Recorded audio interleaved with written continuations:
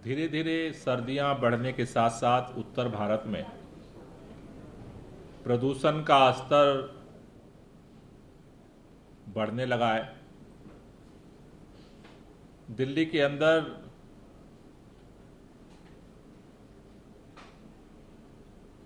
प्रदूषण का स्तर अगर ओवरऑल देखें तो पुअर कैटेगरी में पहुंच चुका है,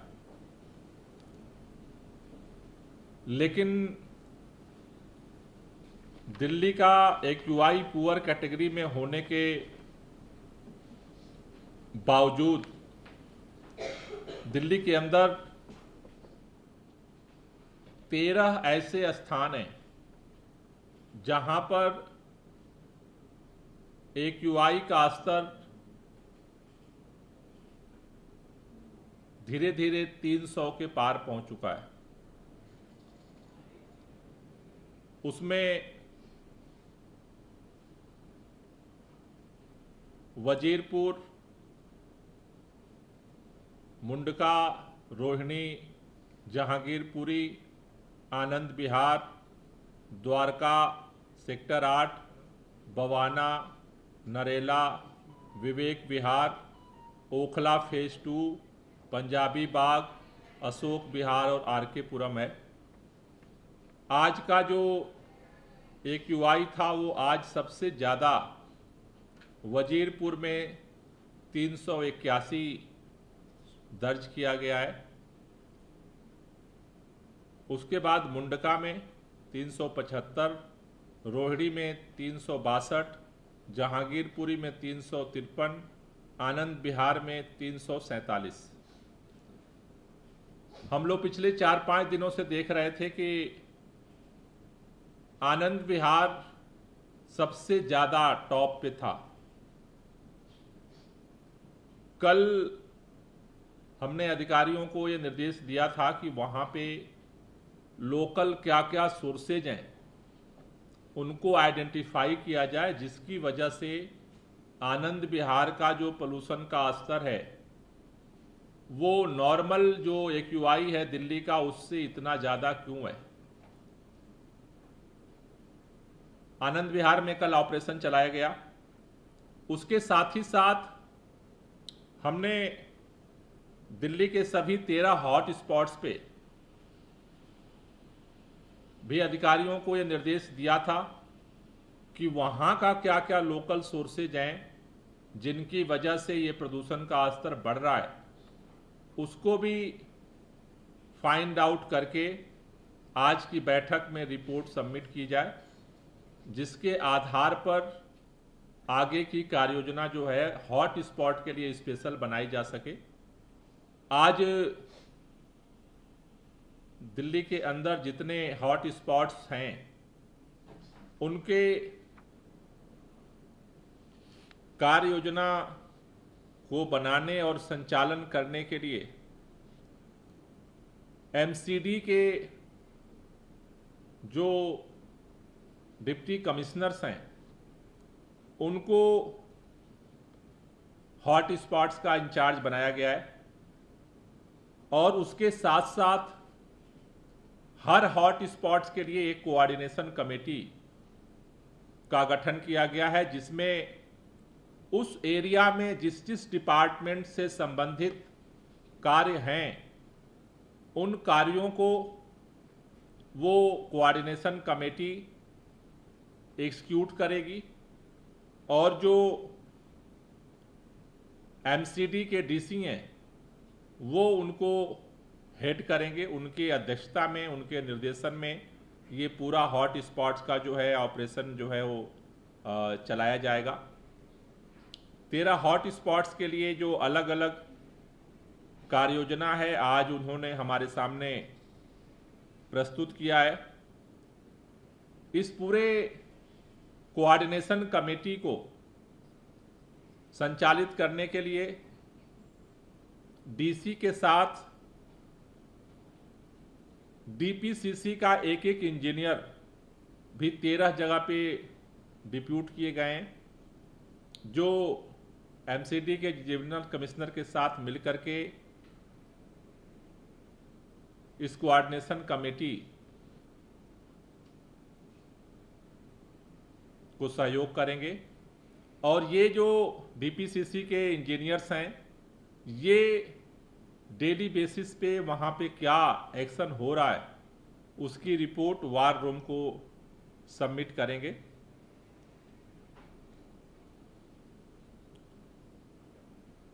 खास तौर से जो अलग अलग कार्ययोजना डिपार्टमेंट्स ने ज्वाइंटली विजिट करके जो आज हमारे सामने रखा है उसमें आनंद विहार में जो मुख्य तौर पर जो पोल्यूशन के सोर्स आइडेंटिफाइड किए गए हैं वो आनंद विहार बस स्टेशन के सामने रोड जो है वो क्षतिग्रस्त है।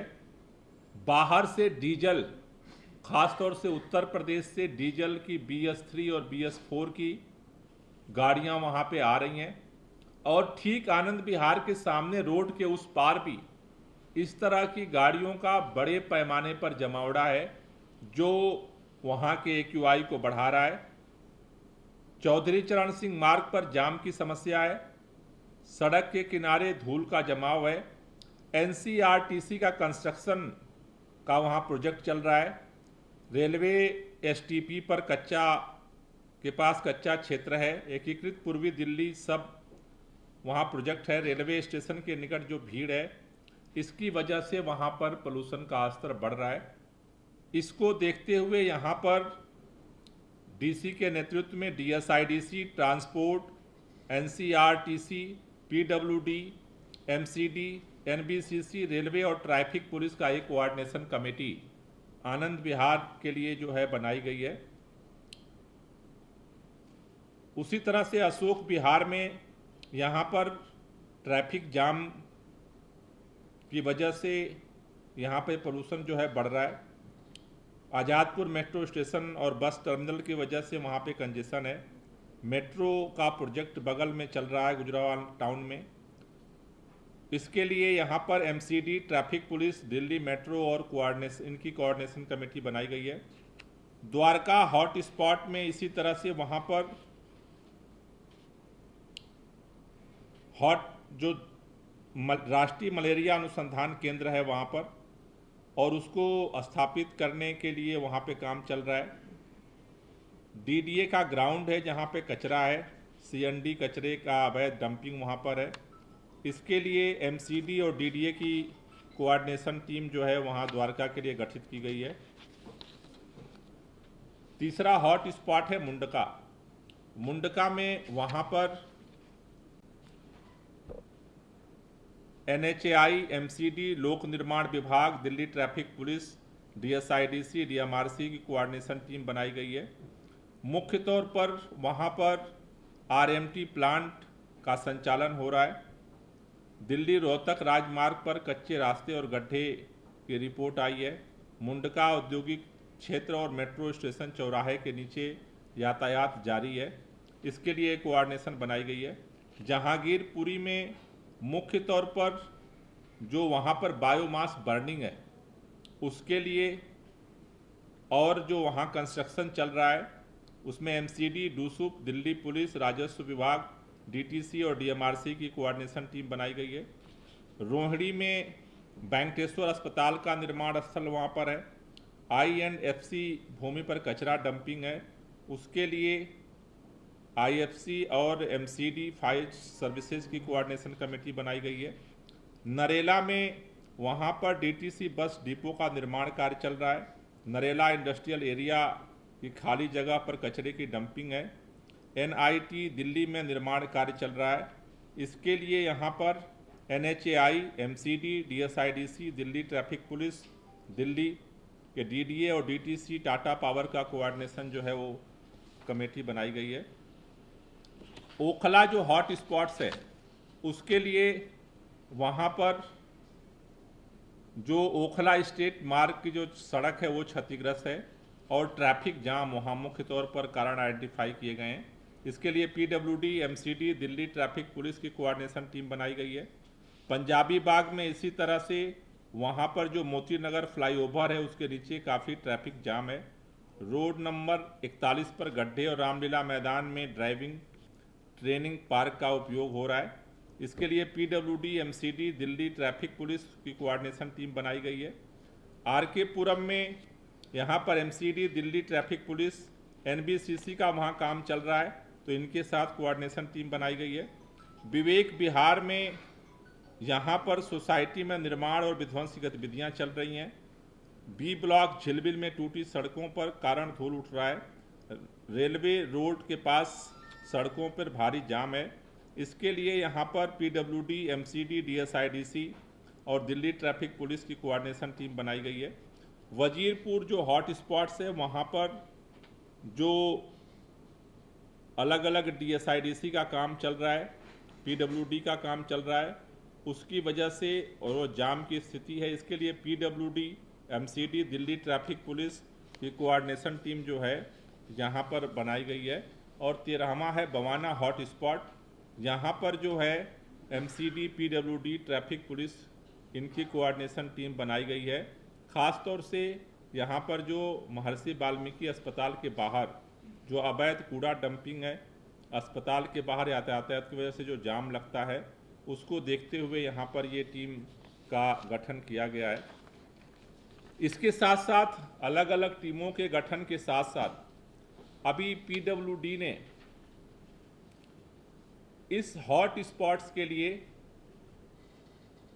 Mobile anti smog gun special deploy करने का निर्णय लिया गया है, जिसमें 80 मोबाइल एंटी स्मॉग गन अलग अलग हॉट स्पॉट्स पे डिप्लॉय की जाएगी, जहाँ पे वाटर स्प्रिंकलिंग करके खास तौर से जो डस्ट है, क्योंकि जगह जगह देखा जा रहा है अभी जहाँ भी पोल्यूशन बढ़ रहा है वहाँ पे PM10 की मात्रा ज़्यादा अभी बढ़ रही है, उसमें डस्ट का ज़्यादा कंपोनेंट होता है।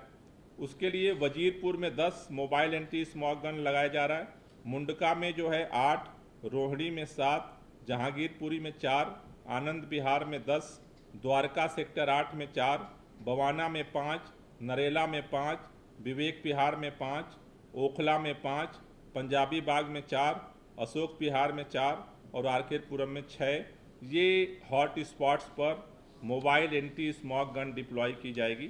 इसके साथ साथ एमसीडी जो है अपने वाटर स्प्रिंकलर MRS मशीन को भी स्पेशली हॉट स्पॉट्स पे जो है वो डिप्लॉय करेगी।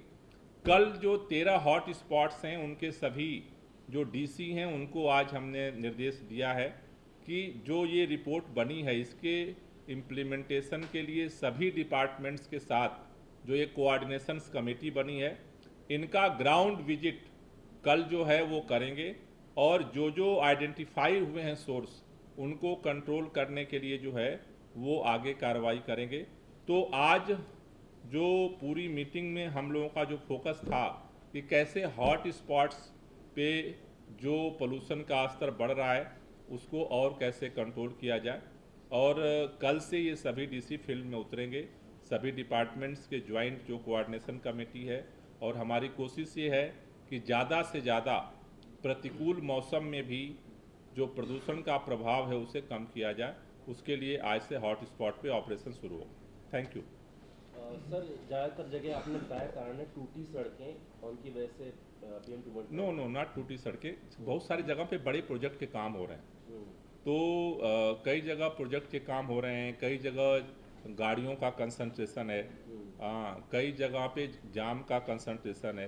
तो वो अलग अलग सभी हॉट स्पॉट से अलग अलग कारण है। जैसे आनंद विहार है, तो आनंद विहार में जो है वहाँ पर RRTS का प्रोजेक्ट चल रहा है जस्ट उसके सामने।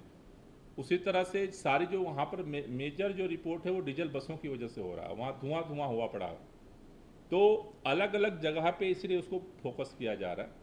जैसे मुंडका है वहाँ पे रोड बनने का जो है वो काम चल रहा है। उसी तरह से जो नरेला है वहाँ का जो है उसका अलग कारण है।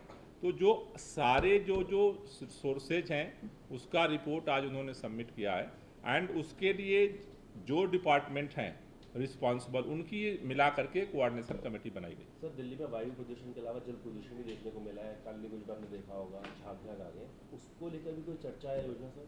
नहीं, उसके लिए जल बोर्ड अपना जो है कार्य योजना बना करके उस पर काम कर रहा है। सर जो आपने कहा कि आज से मॉनिटरिंग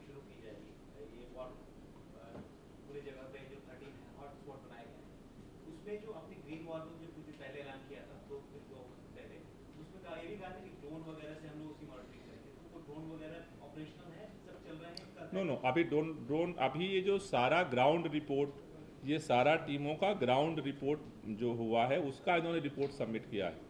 अब कुछ दिनों बाद ड्रोन से ये इम्प्लीमेंटेशन हो रहा है नहीं हो रहा है क्या हो रहा है, अब ये इन्होंने एक्शन जो आज रिपोर्ट सबमिट की है, आज जो टीमें बनी हैं इनको हमने कल ग्राउंड पे विजिट करने का डायरेक्शन दिया है। फिर 2-3 दिन इनके काम इम्प्लीमेंटेशन को देख करके फिर उसकी मॉनिटरिंग के लिए फिर उसको यूज करेंगे।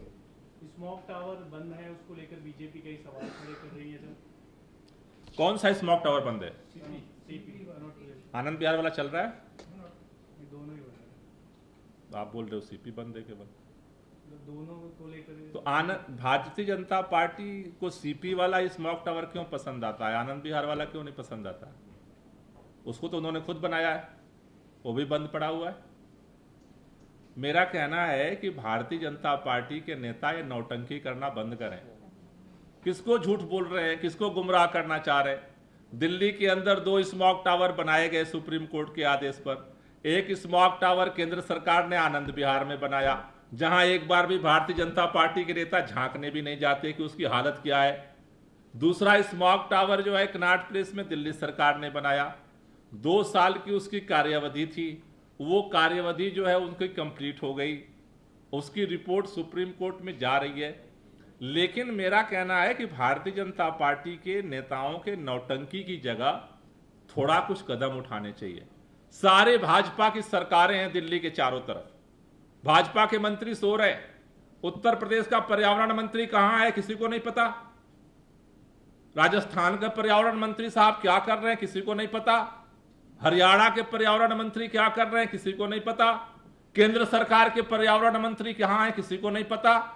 2 लेटर लिख चुका भारतीय जनता पार्टी के नेताओं को, केंद्रीय पर्यावरण मंत्री को, कि इमरजेंसी सिचुएशन आने वाली है, कृत्रिम वर्षा के लिए एक मीटिंग बुला लो। एक मीटिंग बुलाने की फुर्सत नहीं है जिस पार्टी को, पत्र का जवाब देने की फुर्सत नहीं है, उसका नेता आनंद विहार की जगह कनॉट प्लेस में जाकर के जो है ड्रामे करता है। शर्म नहीं आती है भाजपा के नेताओं को? 4-4 सरकारें हैं और सारे मंत्री गायब हैं, केंद्र सरकार सो रही है और भाजपा का नेता एक वीडियो बनाता है, कहां आनंद विहार नहीं। मैं दिल्ली के लोगों से कहना चाहता हूं, ये भारतीय जनता पार्टी के दोहरे चरित्र को समझना बहुत जरूरी है। आनंद विहार में जाके बनाओ, बताओ कि क्या केंद्र सरकार की क्या कमी रही है। भारतीय जनता पार्टी के लोगों से कहना है नौटंकी बंद करो। एक सरकार दिल्ली में हमारी है, 4 सरकार आपकी है।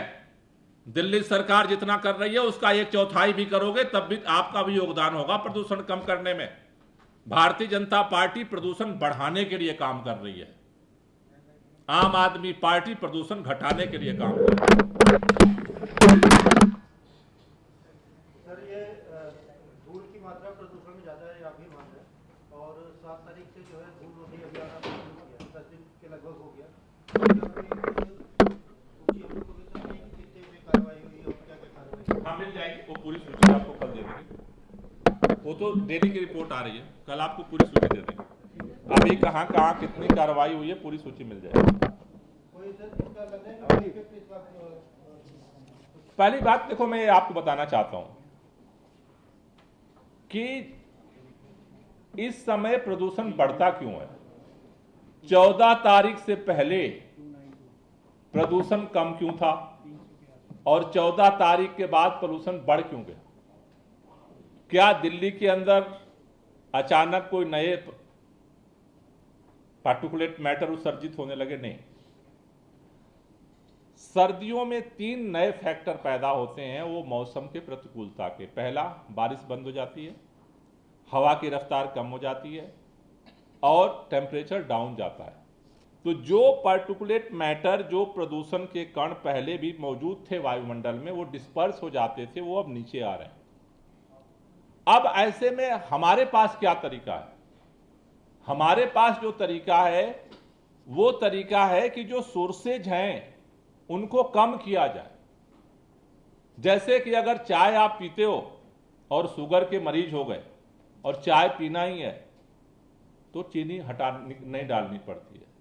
उसी तरह से जो डस्ट है, अगर मान लो कि कोई कार्रवाई ना हो, डस्ट का ऐसे ही चलता रहे तो पोल्यूशन और बढ़ जाएगा। गाड़ियों पे न नियंत्रण किया जाए तो और बढ़ जाएगा, बायोमास बर्निंग वैसे ही होती रहे तो और बढ़ेगा। तो हमारे हाथ में क्या है कि जो सोर्सेज है उनको कम करो, मौसम तो हमारे अनुरूप नहीं चलेगा। इसलिए ये सारे अभियान चलाए जा रहे हैं, चाहे दिल्ली सरकार चला रही है, चाहे CAQM के आधार पर ग्रैब के नियम बनाए गए हैं, उनका सबका टारगेट है कि सोर्सेज को रिड्यूस करो।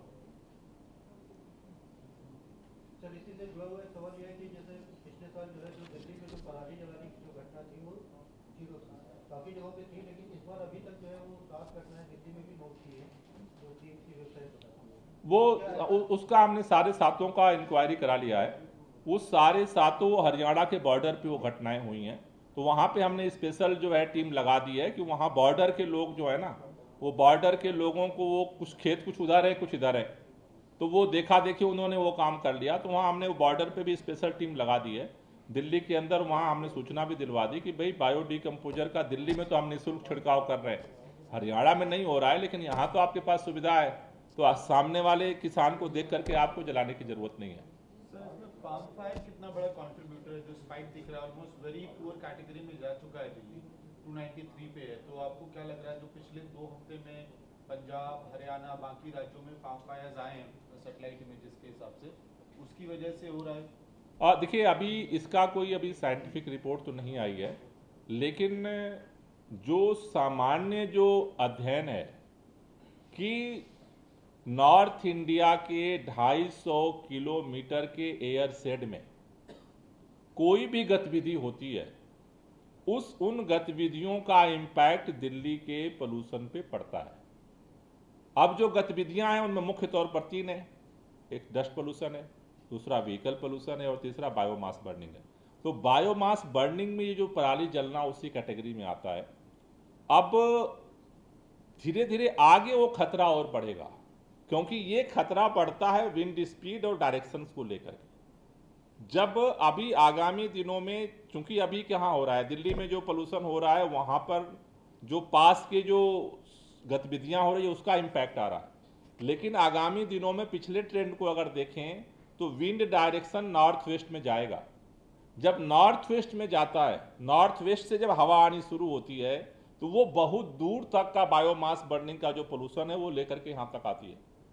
तो अभी मेरे ख्याल से अभी कोई साइंटिफिक रिपोर्ट तो नहीं आई है, लेकिन वो खतरा अभी भी मौजूद है। इसीलिए मेरा बार बार निवेदन है, पहले दिन से मेरा मानना है कि ये समस्या संयुक्त है, समाधान के लिए सबको सक्रिय होना पड़ेगा। और खास तौर से भारतीय जनता पार्टी के नेताओं से मेरी अपील है कि नौटंकी बंद करो। 4 सरकार है तुम्हारी, 1/4 तो काम कर लो। 2000 बस अगर दिल्ली की सड़क पे इलेक्ट्रिक चल सकती है तो पिछले साल अभियान चला था, याद है सबको, लेकिन 1 साल बाद भी सारी डीजल की बसें भेज रहे हो, BS3 और BS4 की। अरे 2000 बस नहीं सड़क पे लाते, 1000 भी ला देते तो कम से कम इस समय में बॉर्डर पे तो सारी इलेक्ट्रिक बस चला सकते थे हम।